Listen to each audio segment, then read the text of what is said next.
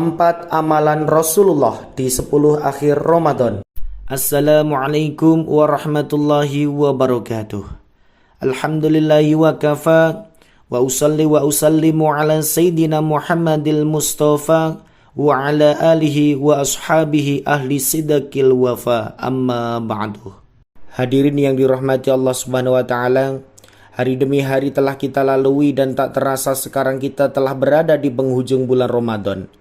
Kita berada di 10 hari terakhir bulan Ramadan, artinya sebentar lagi kita akan meninggalkan bulan mulia ini dan merayakan Hari Raya Idul Fitri. Mayoritas di antara kita mungkin sangat senang dengan berakhirnya bulan Ramadan.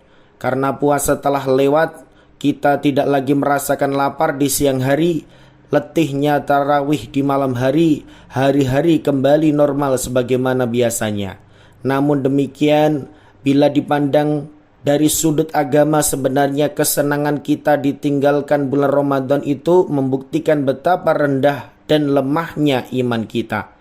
Karena dengan berakhirnya bulan Ramadan, justru kita sudah tidak bisa mendapatkan pahala yang besar sebagaimana yang bisa kita dapatkan di bulan Ramadan. Hadirin yang dirahmati Allah Subhanahu wa taala, Rasulullah sallallahu alaihi wasallam dalam beberapa hadisnya memberikan teladan bagi kita apa yang seharusnya kita lakukan jika kita berada pada 10 hari terakhir bulan Ramadan. Imam Bukhari dan Muslim meriwayatkan bahwasannya Aisyah berkata, jika masuk 10 hari akhir bulan Ramadan, Rasulullah SAW mengencangkan ikat sarungnya. Beliau menghidupkan malamnya dan membangunkan istrinya. Dan dalam riwayat Imam Muslim, Rasulullah SAW bersungguh-sungguh dalam melakukan ibadah pada 10 hari akhir Ramadan dibandingkan hari-hari selainnya. Hadirin yang dirahmati Allah Subhanahu wa taala, hadis tersebut menunjukkan bahwa ada 4 hal yang dilakukan Rasulullah SAW ketika memasuki 10 hari terakhir Ramadan. Yang pertama, mengencangkan ikat sarung. Sebagian ulama mengatakan bahwa arti mengencangkan ikat sarung adalah beliau lebih keras dalam melakukan ibadah. Sementara sebagian ulama mengartikan bahwa beliau menjauhi istrinya dan memfokuskan untuk beribadah kepada Allah. Yang kedua, menghidupkan malamnya. Artinya beliau mengisi malam-malam tersebut dengan memperbanyak berzikir, melakukan sholat, dan membaca Al-Quran, dan bentuk ibadah-ibadah lainnya. Yang ketiga, membangunkan istri beliau. Hal tersebut dengan tujuan agar istri-istrinya memperbanyak berzikir, sholat, membaca Al-Quran, seperti yang beliau lakukan agar istri-istri beliau mendapatkan berkah pada malam-malam tersebut. Yang keempat, meningkatkan ibadah lebih banyak dibandingkan hari-hari lainnya. Di antara ibadah yang sangat diprioritaskan oleh junjungan kita Nabi Muhammad SAW di bulan Ramadan adalah melakukan i'tikaf.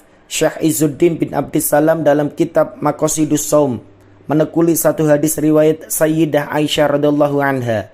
Sungguh Nabi SAW melakukan i'tikaf pada 10 hari terakhir dari bulan Ramadan hingga beliau wafat, kemudian tetap dijaga dan dipertahankan oleh istri-istri beliau.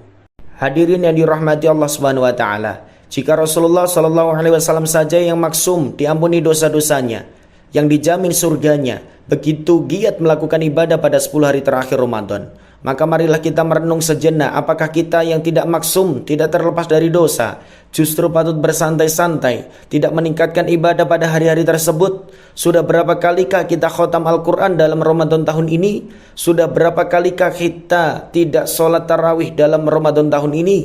Sudah berapa banyakkah kita bersedekah dalam Ramadan tahun ini? Apakah kita tidak takut Ramadan tahun ini adalah Ramadan terakhir bagi kita? Ramadan tahun ini berlalu sementara dosa-dosa kita belum terampuni. Maka jadilah kita orang-orang yang celaka dan merugi.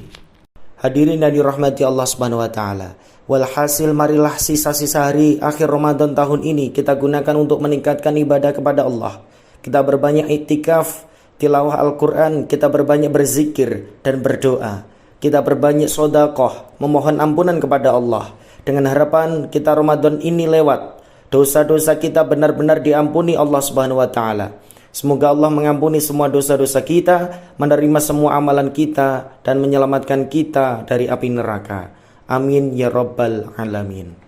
Wabillahi taufiq wal hidayah wa ridha wal inayah. Wassalamualaikum warahmatullahi wabarakatuh.